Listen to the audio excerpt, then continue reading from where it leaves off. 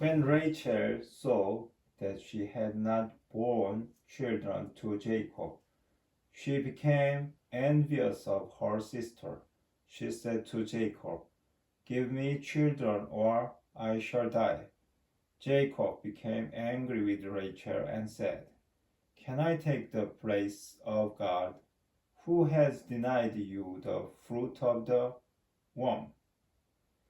She replied, "Here is my maidservant Bilhah. Have intercourse with her, and let her give birth on my knees, so that I too may have children through her."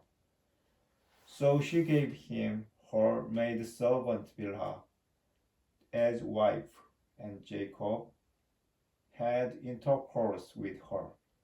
When Bilhah conceived and bore a son for Jacob, Rachel said, "God has vindicated me. Indeed, he has heeded my plea and given me a son."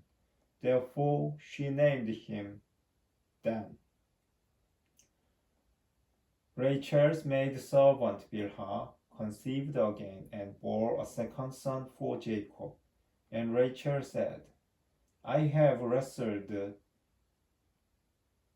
strenuously with my sister, and I have prevailed." So she named him Naphtali. When Leah saw that she had ceased to bear children, she took her maidservant Zilpah and gave her to Jacob as wife. So Leah's maidservant Zilpah bore a son for Jacob. Leah then said, "What good luck!" So she named him Gad.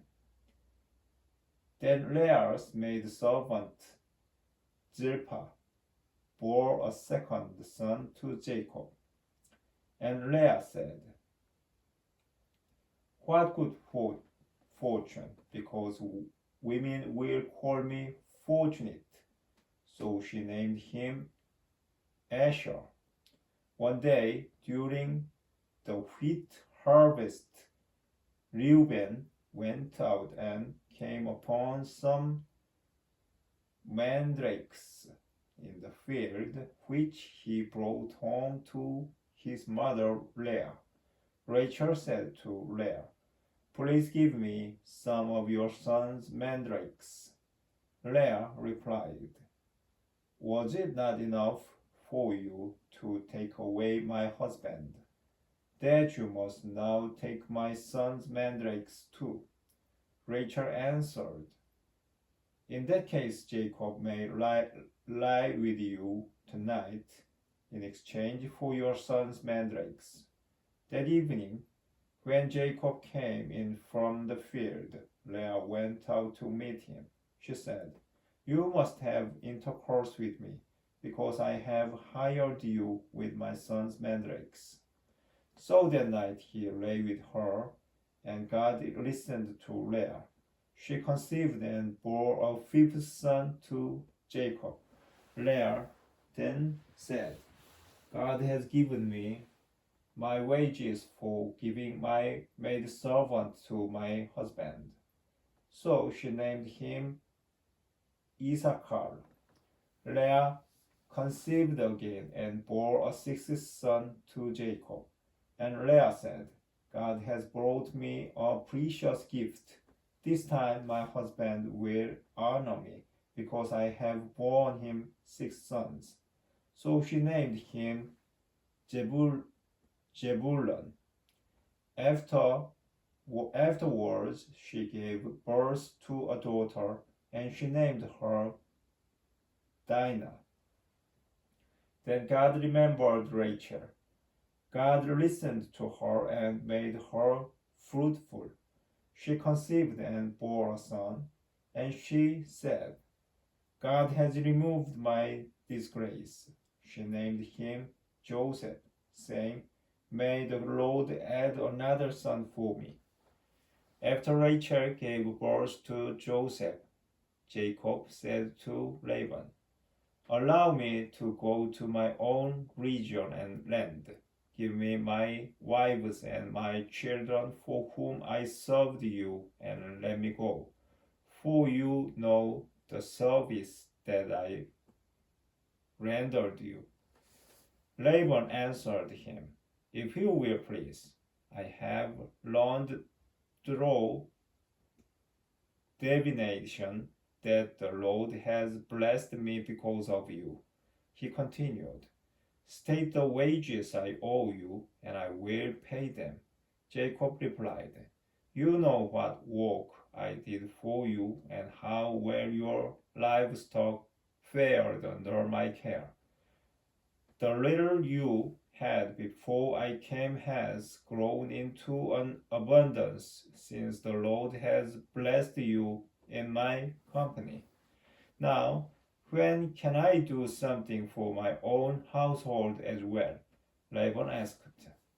"What should I give you?" Jacob answered. "You do not have to give me anything. If you do this thing for me, I will again pasture and tend your sheep. Let me go through your whole flock today and remove from it every dark animal among the lamb and every spotted or speckled one among the goats. These will be my wages. In the future, whenever you check on my wages, my honesty will testify for me. Any animal that is not speckled or spotted among the goats, or dark among the lambs, got into my possession by theft." Laban said, "Very well, let it be as you say." That same day, Laban removed the streaked and spotted he-goats and all the speckled and spotted she-goats, all those with some white on them, as well as every dark lamb, and he put them in the care of his sons. Then he put a 3 days' journey between himself and Jacob, while Jacob was pasturing the rest of Laban's flock. Jacob, however, got some fresh shoots of poplar, almond, and plane trees, and he peeled white strips in them by laying bare the white core of the shoots. The shoots that he had peeled he then set upright in the watering trough where the animals came to drink, so that they would be in front of them. When the animals were in heat as they came to drink, the goats mated by the shoots, and so they gave birth to streaked, speckled, and spotted young. The sheep, on the other hand, Jacob kept apart, and he made these animals face the streaked or completely dark animals of Laban. Thus he produced the flocks of his own, which he did not put with Laban's flock. Whenever the hardier animals were in heat, Jacob would set the shoots in the throats in full view of these animals, so that they mated by the shoots. But with the weaker animals, he would not put the shoots there. So the feeble animals would go to Laban, but the hardy ones to Jacob. So the man grew exceedingly prosperous, and he owned large flocks, male and female servants, camels, and donkeys.